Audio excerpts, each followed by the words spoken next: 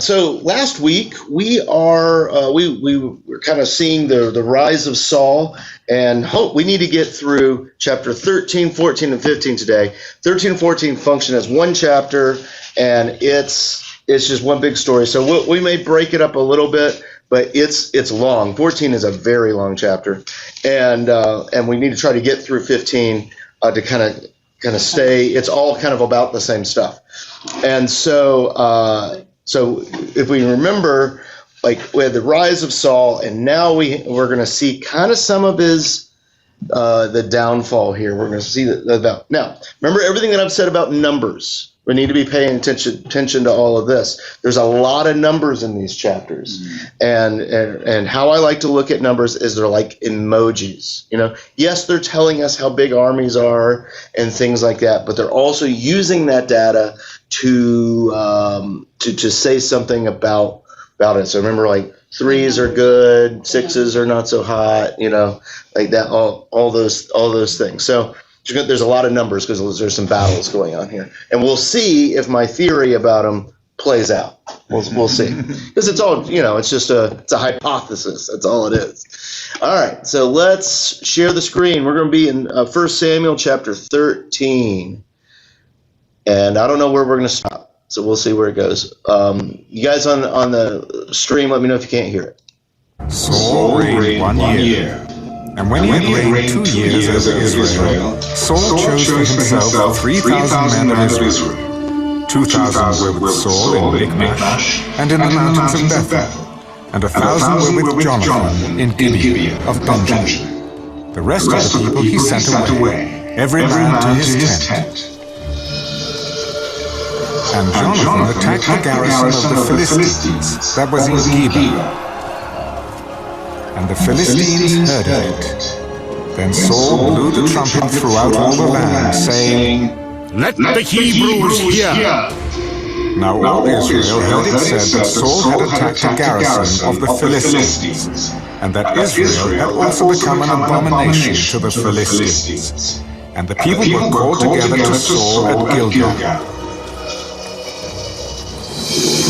Then the Philistines gathered together to fight with Israel 30,000 chariots and 6,000 horsemen, and people as the sand which is on the seashore in multitude. And they came up and encamped in Michmash to the east of Beth-aven. When the men of Israel saw that they were in danger, for the people were distressed, then the people hid in caves, in thickets, in rocks, in holes, and in pits. And some of the Hebrews crossed over the Jordan to the land of Gad and Gilead. As for Saul, he was still in Gilgal, and all the people followed him trembling. Then he waited 7 days, according to the time set by Samuel. But Samuel did not come to Gilgal, and the people were scattered from him. So Saul said, "Bring the burnt offering and peace offerings here to me." And he offered the burnt offering. Now it happened, as soon as he had finished presenting the burnt offering, that Samuel came. And Saul went out to meet him, that he might greet him. And Samuel said, "What have you done?" When I saw that the people were scattered from me, and that you did not come within the days appointed, and that the Philistines gathered together at Michmash, then I said, "The Philistines will now come down on me at Gilgal, and I have not made supplication to the Lord. Therefore I felt compelled to offer the burnt offering." You have done foolishly. You have not kept the commandment of the Lord your God, which He commanded you. For now, the Lord would have established your kingdom over Israel forever. But now, your kingdom shall not continue. The Lord has sought for Himself a man after His own heart, and the Lord has commanded him to be commander over His people, because you have not kept what the Lord commanded you. Then Samuel arose and went out from Gilgal to Gibeah of Benjamin. And Saul numbered the people present with him, about 600 men. Saul, Jonathan his son, and the people present with them remained in Gibeah of Benjamin. But the Philistines encamped in Michmash. Then raiders came out of the camp of the Philistines in 3 companies. One company turned onto the road to Ophrah, to the land of Shur. Another company turned to the road to Beth-horon. And another company turned to the road of the border that overlooks the valley of Zeboim, toward the wilderness. Now there was no blacksmith to be found throughout all the land of Israel. For the Philistines said, Lest the Hebrews make swords or spears. but all the Israelites would go down to the Philistines to sharpen each man's plowshare, his mattock, his axe, and his sickle. And the charge for a sharpening was a pin for the plowshares, the mattocks, the forks, and the axes, and to set the points of the goads. So it came about, on the day of battle, that there was neither sword nor spear found in the hand of any of the people who were with Saul and Jonathan. But they were found with Saul and Jonathan his son. And the garrison of the Philistines went out to the pass of Michmash. All right. Kathy, do you want to be at a table, or are you good? That again? Play again, Sam. You want to?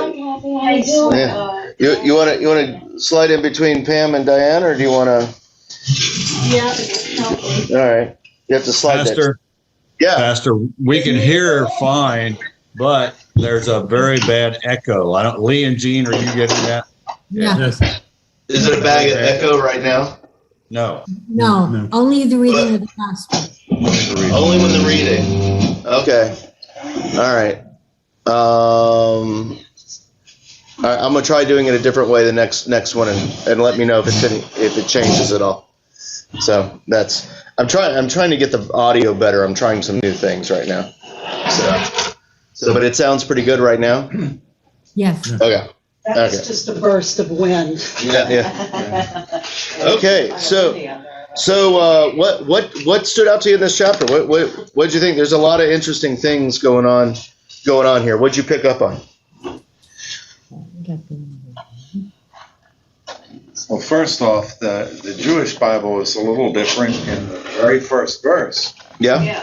Yeah, it says Saul was blank years old, and then the footnote says 2 years old when he became king, rather than Saul reigned right away. Okay. And it says, and then he reigned over Israel 2 years. My footnote says that his age was lost over the years. Yeah. That's what it says. So some of the notes in the Jewish Study Bible, and if you have notes in your Bibles, then it says something about LXX. So if you ever seen LXX in there, that is anyone familiar with what that is? 70. That's it says that. It's 30 or 40 years, is that what it be? Yeah, well, LXX it's referring to a certain document, the Septuagint. Oh, okay. The Septuagint, which is the Greek Old Testament. And I thought it was interesting in the notes in that Bible that they said that the Septuagint, which is the Greek Old Testament, that they think it was actually a better copy that was copied over. See, it says the whole verse is lacking in the Septuagint. Yeah. I saw in this study Bible it mentions the LXX a lot too. So that's just the abbreviation for the Septuagint. It's a scholar thing. So rather than writing Septuagint, people just write LXX. But you may recall I was curious about his age last week, and there was references that I connotated that indicated he was fairly immature. Yeah, but he was young, but he's also of the age too. It seems like he's in his 20s, probably high 20s now. But his son Jonathan's an adult. Yeah, his son Jonathan's an adult. Mine says 30 or 40 years. Yeah. He's definitely he's been king. It's a weird that's That's when he became king. Yeah. I'm saying. And so This is the only reign 2 One of the things and I can get myself in trouble here real quick. One of the things that I was taught when I was growing up, it's like that. I'm gonna get in trouble here. It's all right. Like the Bible is always correct type of thing. Like all that. Infallible. Infallible and all those things. That's a construct that we put on the Bible. Okay? The Bible never really describes itself as that. So whenever I talk about it, I say in a way that other books of the Bible have talked about scriptures itself, is that they're trustworthy. And I'd much rather live in that than ever like all these numbers are correct and like all these generations. Because if you can tell, one of the things that gives you liberty to do then, and how I like to look at it, is the storytellers are writing a story. It's not like that. And so allow yourself to hear the story that they're telling. Because I think you'll get to the Messiah faster then. And so like that's kind of, so that's my thing. Now you understand that's straight up heresy in LCMS sermons. Okay. so like that's I think it makes sense. Like just let these things weren't written down. It was an oral history. How the Indians did it. Yeah, like there's so much oral things, and you could see like the Jewish Study Bible is saying, in mine too. Here it's saying like there's data lost here. Like, and it was probably a scholar is right before he was ending for the day, and is running out of light, and he maybe missed a few words, and then it's just lost, and that's fine. It's fine, and that's why when we got the Dead Sea Scrolls, that when we went back and we're like, oh, this stuff has actually been handed down really well. It's not that everything was exactly the same, but it's like, okay, like this stuff, it kind of bumped up that trustworthy thing. Like, okay, so don't let that bother you. Don't let it bother you. All right. So what else stood out to you there? Anything else stood out? There's a lot of numbers going on here, a lot of interesting things. Yeah, when you talk about Numbers 6 being bad. Yeah. When Saul had his troops after Samuel left, he had 600 men. Yeah. And then the Philistines in 17 had 3 columns. So that's what I kept noticing. Like the enemies kept having 3s. Yeah. And remember, like it's like emojis, like it's not telling us anything concrete, like all that stuff, but it's just kind of like, oh, that's interesting, and it's just subtle. It's subtle. And don't let it say anything more outside of the subtleness of it. I also thought it was interesting. We're starting to see a lot about Jonathan, which is his son. And we're going to see this continuing into 14. Jonathan is raising up in prominence and actually battling better than Saul is. And so that's something that we start seeing that's interesting as well. So let's see. So we have all those numbers. Around verse 7 and 8 and 9 is something that really stuck out to me. The 7 days. The 7 days. He waited 7 days, but the 7 days is what Samuel told him to wait. Right. And Samuel wasn't there yet. And so Saul is worried, and he acts out in that worry rather than waiting on Samuel. Mm.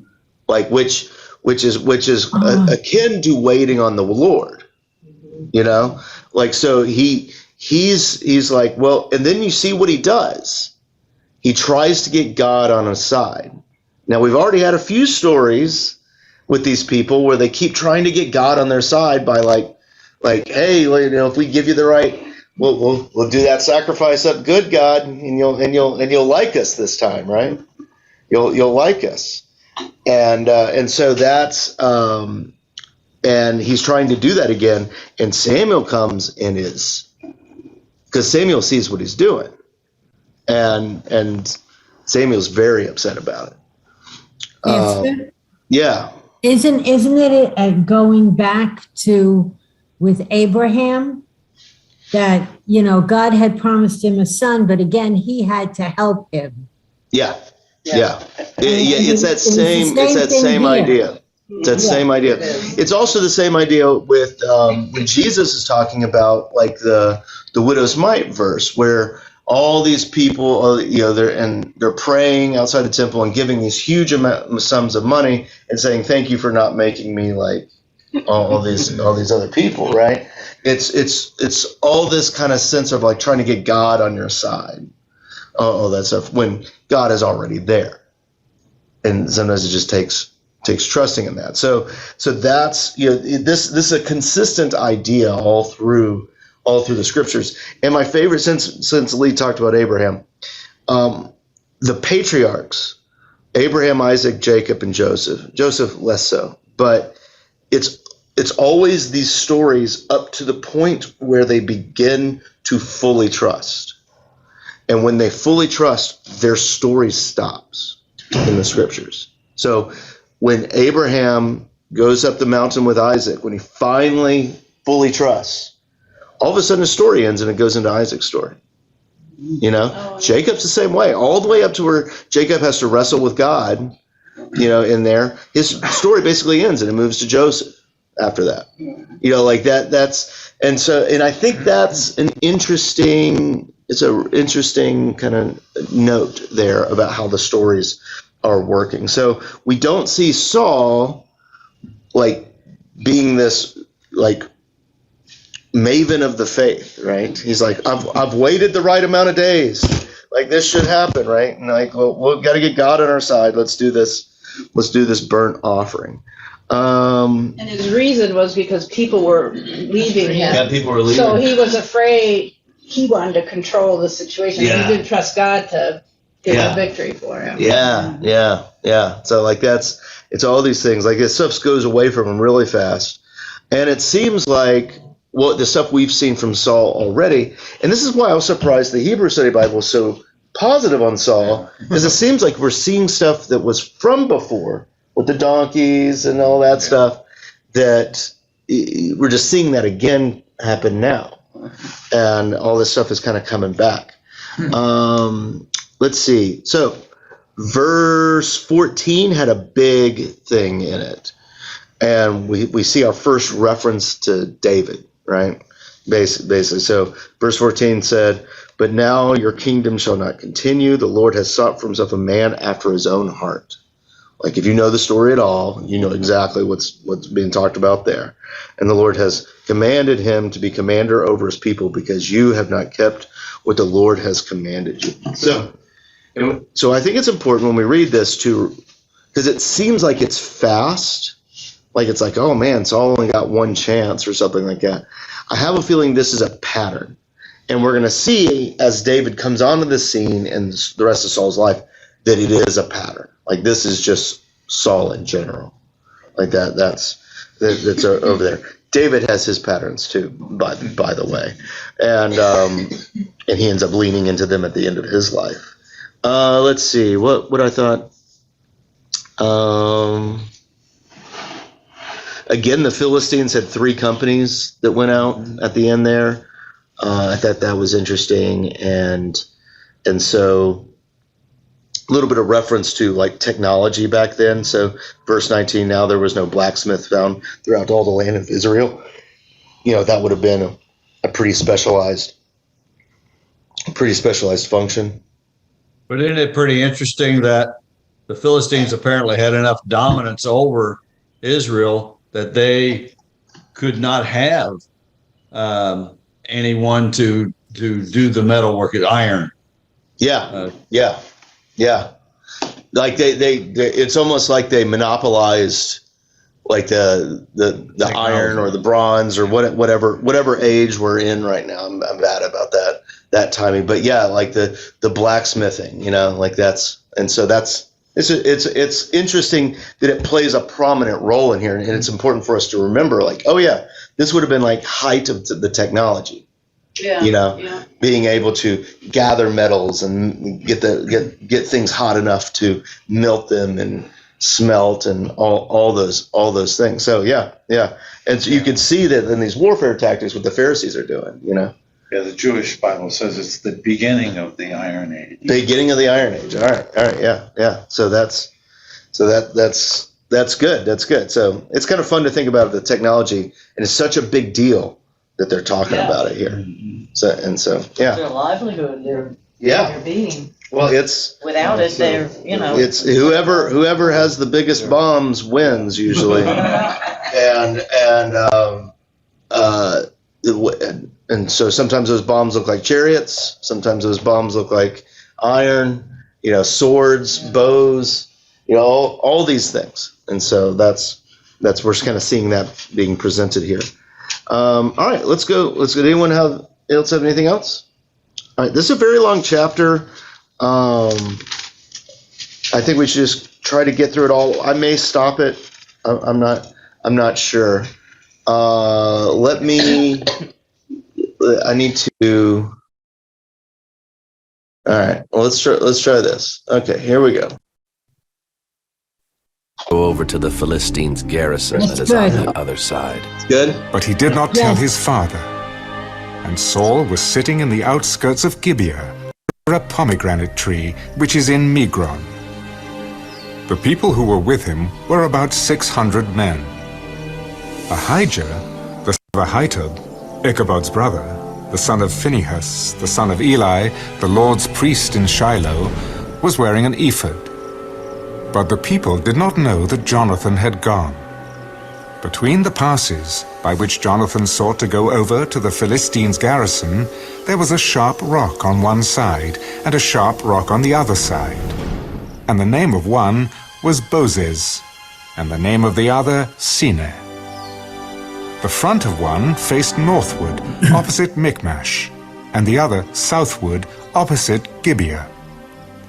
Then Jonathan said to the young man who bore his armor, Come, let us go over to the garrison of these uncircumcised. It may be that the Lord will work for us, for nothing restrains the Lord from saving by many or by few. So his armor-bearer said to him, Do all that is in your heart. Go then, here I am with you, according to your heart. Very well. Let us cross over to these men, and we will show ourselves to them. If they say thus to us, Wait until we come to you, then we will stand still in our place and not go up to them.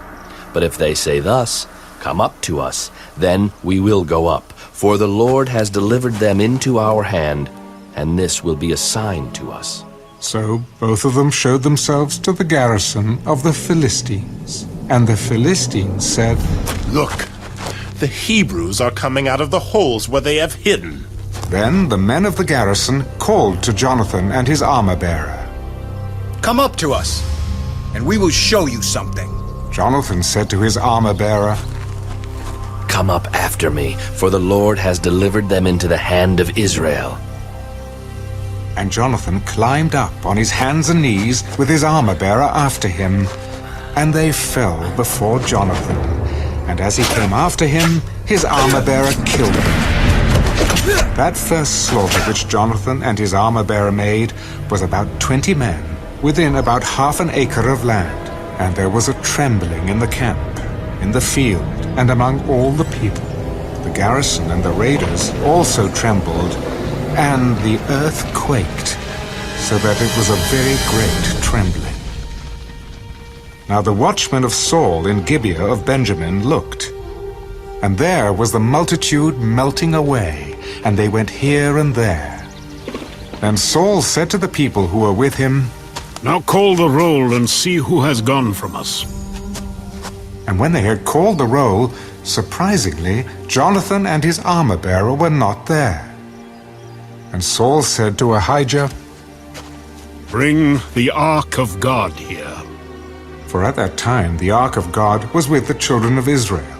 Now it happened, while Saul talked to the priest, that the noise which was in the camp of the Philistines continued to increase. So Saul said to the priest, Withdraw your hand. Then Saul and all the people who were with him assembled, and they went to the battle. And indeed, every man's sword was against his neighbor, and there was very great confusion. Moreover, the Hebrews who were with the Philistines before that time, who went up with them into the camp from the surrounding country, they also joined the Israelites who were with Saul and Jonathan. Likewise, all the men of Israel who had hidden in the mountains of Ephraim, when they heard that the Philistines fled, they also followed hard after them in the battle. So the Lord saved Israel that day, and the battle shifted to Beth-aven. And the men of Israel were distressed that day, for Saul had placed the people under oath, saying, "Cursed is the man who eats any food until evening, before I have taken vengeance on my enemies." So none of the people tasted food. Now all the people of the land came to a forest, and there was honey on the ground. And when the people had come into the woods, there was the honey dripping. But no one put his hand to his mouth, for the people feared the oath. But Jonathan had not heard his father charge the people with the oath.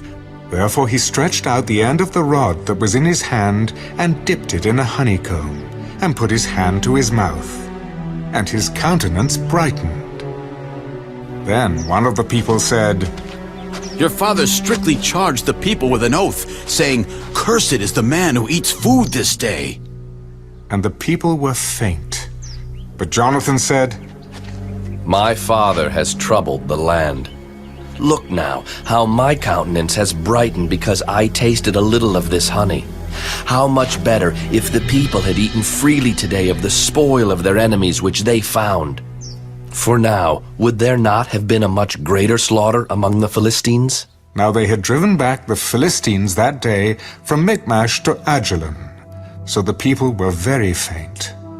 And the people rushed on the spoil and took sheep, oxen, and calves, and slaughtered them on the ground. And the people ate them with the blood. Then they told Saul, "Look, the people are sinning against the Lord by eating with the blood." "You have dealt treacherously. Roll a large stone to me this day. Disperse yourselves among the people, and say to them, 'Bring me here every man's ox and every man's sheep. Slaughter them here, and eat. And do not sin against the Lord by eating with the blood.'" So every one of the people brought his ox with him that night and slaughtered it there. Then Saul built an altar to the Lord. This was the first altar that he built to the Lord. "Let us go down after the Philistines by night, and plunder them until the morning light. And let us not leave a man of them." And they said, "Do whatever seems good to you." Then the priest said, "Let us draw near to God here." So Saul asked counsel of God. "Shall I go down after the Philistines? Will you deliver them into the hand of Israel?" But he did not answer him that day. "Come over here, all you chiefs of the people, and know and see what this sin was today. For as the Lord lives who saves Israel, though it be in Jonathan my son, he shall surely die." But not a man among all the people answered him. Then he said to all Israel, "You'll be on one side, and my son Jonathan and I will be on the other side." And the people said to Saul, "Do what seems good to you." Therefore Saul said to the Lord God of Israel, "Give a perfect lot." So Saul and Jonathan were taken, but the people escaped. And Saul said, "Cast lots between my son Jonathan and me." So Jonathan was taken. Then Saul said to Jonathan, "Tell me what you have done."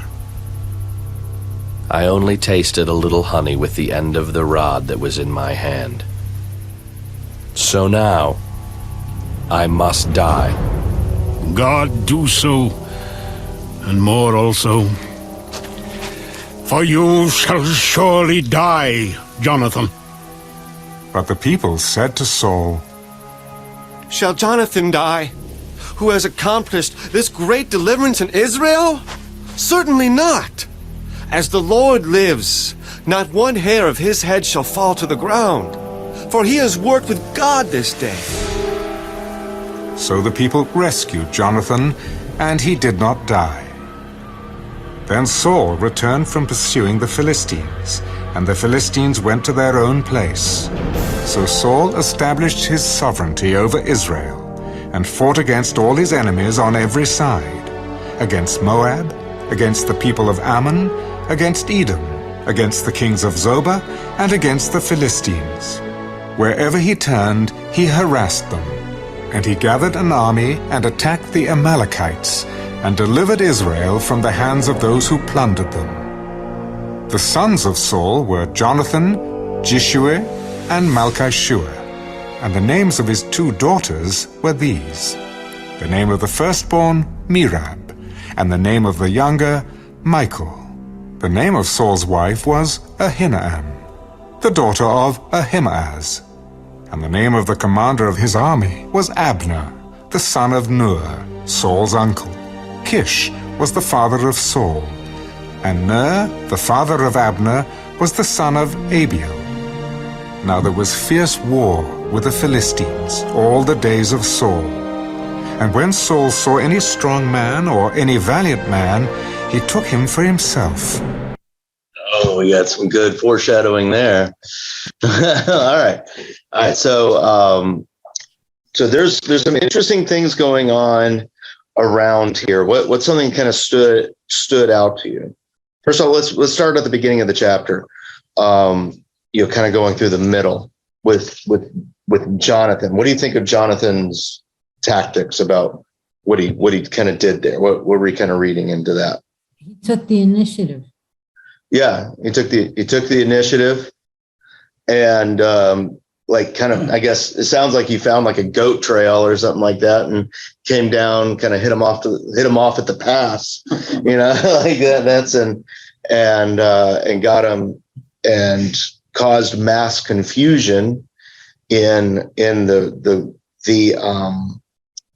ranks of the Philistines. Now, that mass confusion thing. So one of the hallmarks of what I think helps us do a good Bible study is finding things that sound familiar. That mass hysteria, what other battle-winning thing that we haven't read about, it's in other parts of the Bible, involved mass hysteria that caused the Lord's people to win? Can you remember?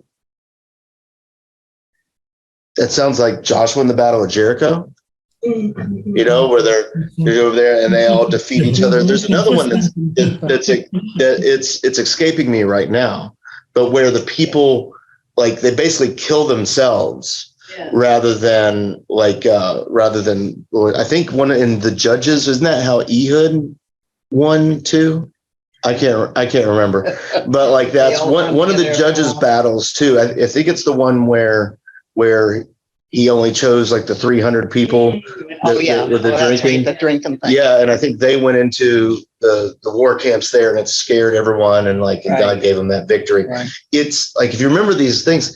Now it may not be, but in my mind that sounds familiar to those things. It almost sounds like this is how God wins his battles over here, right? So it doesn't say anything definitively about that, but it sounds to me, I could be wrong. But you're usually. Yeah. It's not, I don't say usually.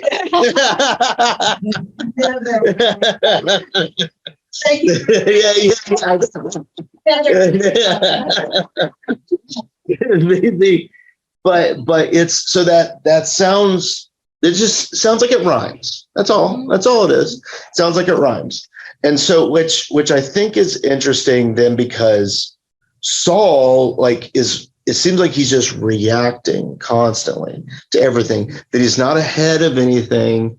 And so you see that all of a sudden he wants to bring out the ark. Well, it seems like it's going well already. The earth is already quaking, that's it. Why is he bringing the ark out? It seems like everything's going okay. Let's see. And then he brings this oath onto the people. which seems very odd. Yeah. You know, like that's and so again, it seems reactionary. They've already had a great victory, and it seems like Jonathan who has ushered in this victory, which is rhyming with other ways God is doing, is kind of surprised. He's like, well, why aren't we doing the spoils of war thing here? You know? Yeah, because no one even noticed he was gone. Yeah. So he was like, no, he's so-and-so's kid. Yeah. Yeah. So this is a coming of age for him. This is. Oh yeah. This is the rise of Jonathan, and we're seeing it because Jonathan plays a big part in David's life too, and we're seeing how the fall of Saul here, you know, is kind of coinciding with the rise of Jonathan, and Jonathan ends up, you know, kind of being like Jiminy Cricket with David. And so, and you're seeing some of that here. I just watched the new Pinocchio movie on Netflix. It's not Pastor, Sebastian is his name. could Saul be looking to take away from Jonathan's victory by suddenly saying, you know, like, I'm the king and I'm telling you this is what you got to do now? I think the whole, I think that's part of it. And I think the whole, like his whole reactionary stance is saying that, you know, like it's like he's dragging out the ark. Why is he dragging out the ark? Like that doesn't make any sense. And we see from the past, even the previous chapter, like doing these things like this doesn't necessarily help you. Yeah. You know, he's like dragging it out. And In the note on that verse in the Jewish Bible, it says, Saul does not want the people to pause in the pursuit of the Philistines, but the result of his curse is that it became faint with hunger. The curse was an attempt to show that God, not human strength of endurance, will ultimately determine victory, but this has backfired. Yeah. So he was putting that, rather than God taking control of this is how I'm going to show you. Yeah. By confusing everyone. So I was like, oh, well, Yeah. He's trying to look pious. He's trying to orchestrate. Yeah. Trying to look pious, but we already see that this rhyming victory has already happened. Right. Yeah, and so that's kind of so. I think that's good there, and I think that's what goes back to what Lee said. He's trying to look like the king, look like he's in charge. And it's just not there. I think there's an interesting dig in verse 35. I don't know if you guys caught it. It says, then Saul built an altar to the Lord. BTW, this was the first altar he built to the Lord. Well, like that seems like a little bit of a just like, yes, they feel like you should know this information. Yeah. You know, like that's and so like because that's an odd way of putting it, you know. And okay, so now one of the things that's interesting, and this stuff is messy here. When they do start listening to Jonathan, they rush after all the spoils of war. It says they ate with the meat with the blood in it. So that's part of Levitical law. They have to drain the blood out of the meat. So like that's a law of God. So that's like whenever you hear something like that, that's like the equivalent of eating kosher. You know, so that's very exceedingly important. So it's not the best look that all of a sudden it's almost like they're just going like animals after it. And so it's, you know, this whole thing is just kind of messy. You know, like that's let's see what else. I didn't underline too much more in this area. Let's see. Oh, all of a sudden they don't hear from God. Like they're trying to listen to God. He's like, you know, like, well, yeah, I don't recommend this show, but there's a show on HBO right now called Raised by Wolves. And it has all this religious imagery in it. And there's this one guy who's very fanatical in it. And he's kind of the religious leader of the community. And he keeps trying to like invoke God, and he's lying to people that he's hearing from him. And just that show kind of got in my mind where it's just like, this looks shystering. So they start casting lots. They start gambling about who, you know, saying that, well, God will lead us through this. And so then we have kind of a little bit, and so we get through the end, and it starts talking about all these victories that Saul has won. And this is why I like reading the Bible through what I call a little sarcastic lens, because like in verse 52, now there was a fierce war with the Philistines all the days of Saul, and when Saul saw any strong man or any valiant man, he took him for himself. That's anyone that knows the story knows that's a lie. You know, like this is Saul's reputation, but because in how many chapters? 2 chapters. Chapter 17, we have David and Goliath. Like that. That's like that. No, he doesn't. like that. That's, you know, like, so like that, that's so like that sarcastic lens, like reading through it, you can kind of see like, okay, so the authors are writing something, they're writing something down, but we're seeing like, oh, that's actually not very true. That's over here. It adds color to the story, you know? So, yeah. All right. Anyone want to add anything to 14? Because I want to get through 15 too. It's 37 where you said that he didn't answer him that day. God doesn't answer Saul. Yeah. And immediately Saul tells the chiefs to draw near. It's your sin. It's almost like he's blaming them for not getting an answer. Oh, yeah. Yeah. It's like, well, I did everything right. You guys must have messed up. Yeah. You guys ate that meat with the blood in it over there. Yeah. It's not me. He's throwing the blame. Yeah. And doesn't want to be responsible. Yeah. I mean, it just seems like it's just all chaotic. Yeah. It seems like he's reacting the entire time rather than like leading. Well, he was a great orator, even in childhood. He would go out and speak. So that well, people seem to like him. The pen or the tongue was mightier than the sword in his case. Yeah. And it appears to me that Jonathan, that ain't going to be the case. And so Saul is maybe trying to tell him, you need to wisen up in other ways other than going out and just attacking. Looking for his ball. Yeah. Yeah. So it's all messy, but it's not like Saul looks good here, but it's interesting how it ends with all these victories. But I have a lot of notes from previous times going through chapter 15. So let's get through 15. We'll go a little long today, just so we can make it through 15 here. And so because it's a nice clean break, we do David in 16. All right. So Lee, how does it sound now? How is the sound when I'm talking? Okay. All right.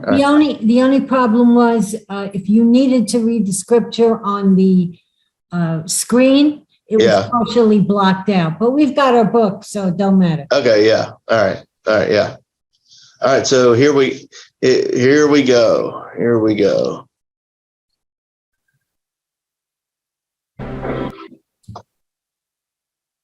Samuel also said to Saul, "The Lord sent me."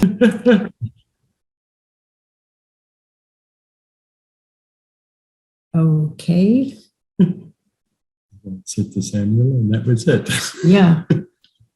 Oh, they're paused. We're not, but they're paused. Yeah. Here we go. All right. Can you hear me? Yeah, we can hear and see you. Am I moving? Yes. Okay. All right. All right. So you were frozen before. Yeah. It's so the app is I got to do surgery on this thing before we do another Bible study. I say so. The app is crashing. So are we still recording? Yeah, we're still recording. So well, hopefully I've got all this. We'll find out. This one may not be recorded, folks. We'll find out. All right. So let's we'll continue on. We'll continue on. So here, let's give this a go.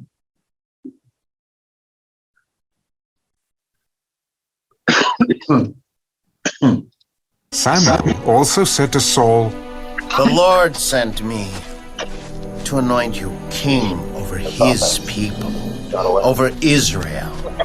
Now therefore, heed the voice of the words of the Lord. Thus says the Lord of hosts, I will punish Amalek for what he did to Israel, how he ambushed him on the way when he came up from Egypt. Now go and attack Amalek, and utterly destroy all that they have, and do not spare them. But kill both man and woman, infant and nursing child, ox and sheep, camel and donkey. So Saul gathered the people together and numbered them in Telaim, 200,000 foot soldiers and 10,000 men of Judah. And Saul came to the city of Amalek and lay in wait in the valley.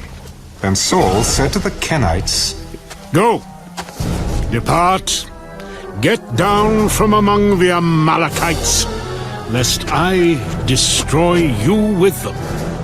For you showed kindness to all the children of Israel when they came up out of Egypt. So the Kenites departed from among the Amalekites. And Saul attacked the Amalekites from Havilah all the way to Shur, which is east of Egypt. He also took Agag, king of the Amalekites, alive, and utterly destroyed all the people with the edge of the sword. But Saul and the people spared Agag and the best of the sheep, the oxen, the fatlings, the lambs, and all that was good, and were unwilling to utterly destroy them. But everything despised and worthless, that they utterly destroyed. Now the word of the Lord came to Samuel. I greatly regret that I have set up Saul as king, for he has turned back from following me, and has not performed my commandments. And it grieved Samuel, and he cried out to the Lord all night. So when Samuel rose early in the morning to meet Saul, it was told Samuel, Saul went to Carmel, and indeed he set up a monument for himself, and he has gone on around, passed by, and gone down to Gilgal. Then Samuel went to Saul, and Saul said to him, Blessed are you of the Lord. I have performed the commandment of the Lord. What then is this bleating of the sheep in my ears, and the lowing of the oxen which I hear? They have brought them from the Amalekites, for the people spared the best of the sheep and the oxen to sacrifice to the Lord your God, and the rest we have utterly destroyed. Be quiet, and I will tell you what the Lord said to me last night. Speak on. When you were little in your own eyes, were you not head of the tribes of Israel? And did not the Lord anoint you king over Israel? Now the Lord sent you on a mission and said, Go and utterly destroy the sinners, the Amalekites, and fight against them until they are consumed. Why then did you not obey the voice of the Lord? Why did you swoop down on the spoil and do evil in the sight of the Lord? But I have obeyed the voice of the Lord, and gone on the mission on which the Lord sent me, and brought back Agag, king of Amalek. I've utterly destroyed the Amalekites, but the people took of the plunder, sheep and oxen, the best of the things which should have been utterly destroyed, to sacrifice to the Lord your God in Gilgal. Has the Lord as great delight in burnt offerings and sacrifices as in obeying the voice of the Lord? Behold, to obey is better than sacrifice, and to heed than the fat of rams. For rebellion is as the sin of witchcraft, and stubbornness is as iniquity and idolatry. Because you have rejected the word of the Lord, he also has rejected you from being king. I have sinned, for I have transgressed the commandment of the Lord and your words. Because I feared the people and obeyed their voice. Now, therefore, please pardon my sin and return with me, that I may worship the Lord. I will not return with you, for you have rejected the word of the Lord, and the Lord has rejected you from being king over Israel. And as Samuel turned around to go away, Saul seized the edge of his robe, and it tore. The Lord has torn the kingdom of Israel from you today, and has given it to a neighbor of yours, who is better than you.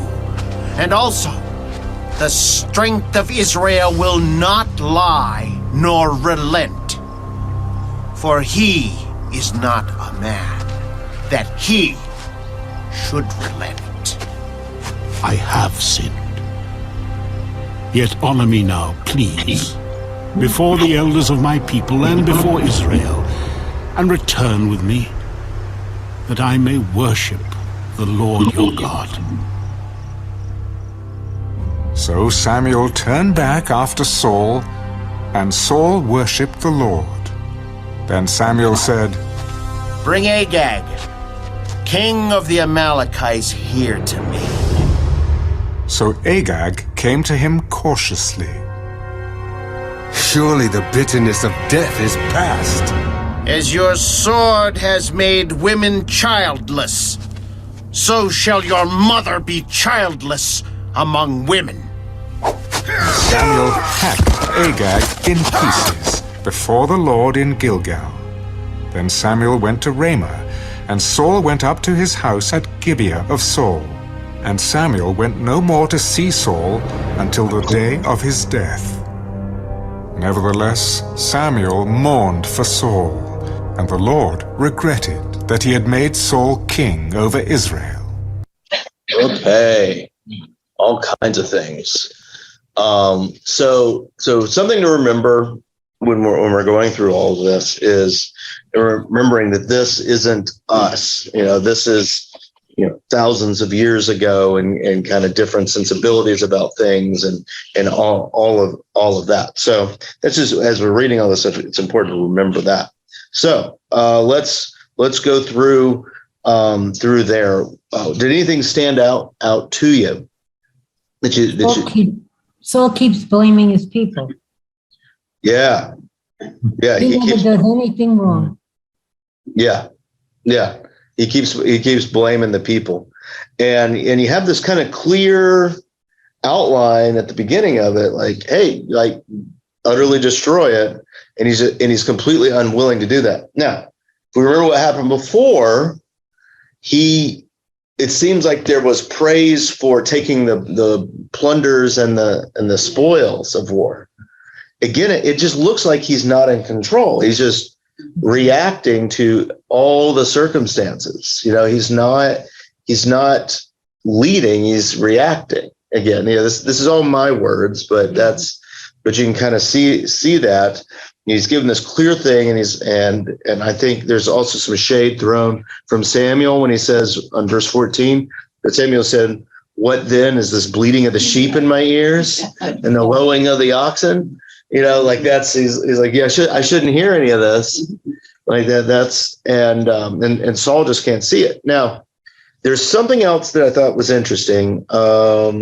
Verse 12, I think, maybe go, yeah, verse 12. So when Samuel arose early in the morning to meet Saul, it was told Samuel, saying, Saul went to Carmel, and indeed he set up a monument for himself. That's interesting, this monument, because we remember when they first picked Saul, they couldn't find him. Remember that from last week? Couldn't find him because he was hiding. And that now, so it's like all the bad parts of being a king. Like you can't, it looks, that's why I was like, when we were talking about that, like it has this veneer of humbleness, but it seems like he's just not willing to accept it, and then now he's like fully like, look at how amazing I am. And he comes to Samuel, he's like, look at the commandments that I've been keeping, Yeah. Let's see here. And then they go back and forth on that for another thing. What are those? 17. 17? Samuel says, you may look small to yourself, but you are the head of the tribes of Israel. Yeah. He's actually calling him out. Yeah. Yeah. It's like, hey, you need to be doing your job. You need to be doing the thing that you're supposed to be doing here. Yeah.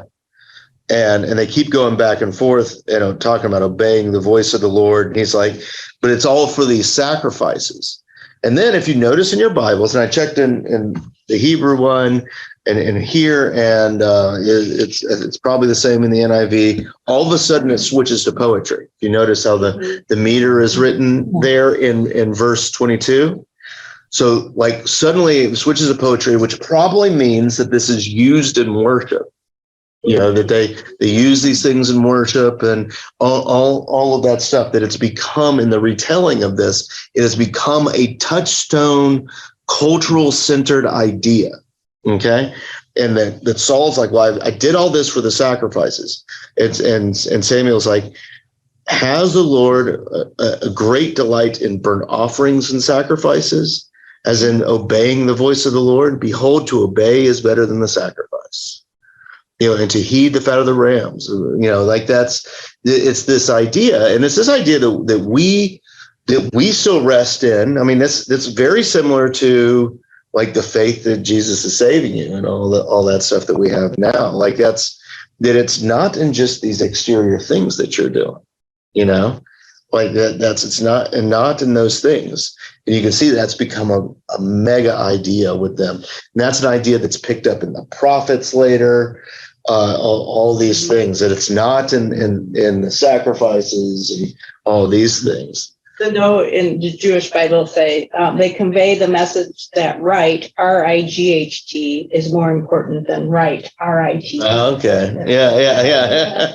Yeah. So like that's kind of an interesting thing to see that, because we can see Saul keeps trying to get the Lord on his side by what he's doing. And it seems like just Samuel is now like, hey, we all see what you're doing. We all see what you're doing. I wonder too, when Saul was talking to Samuel, he kept saying the Lord your God, not the Lord our God. That's interesting. I didn't pick that before. I just noticed it here. And maybe he always said that, but he kept saying the Lord your God. Yeah, that's subtle. That's subtle. Yeah. That's an interesting observation. I noticed that too. I didn't do much with it though, but that's interesting. That's interesting. It's just one of those subtle things, that he's not actually serving, type of thing. And so then Saul begins to confess his sins like he's done before. And it almost seems like it's performative here too. And he says the quiet part out loud. He says, I feared the people and obeyed their voice. And he says the quiet part out loud. Now, the last thing that's interesting here is he's obviously upset. He's like, now let's go worship the Lord together, Samuel. He's doing all the right things, but Samuel's finally had enough. And Saul's angry enough. And this is a big thing back in previous cultures. Samuel turned, verse 27, Samuel turned around to go away, and Saul seized the edge of his robe and tore it. This was an act of saying, I have your powerful garments, basically. Like, I have your thing. Like, let's see.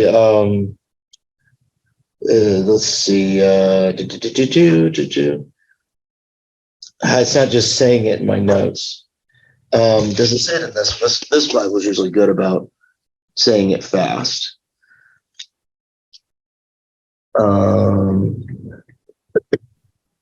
It's not in there. They're going to bring it up. The same thing happens with David when Saul goes into the caves to relieve himself, and David cuts off the edge of the thing.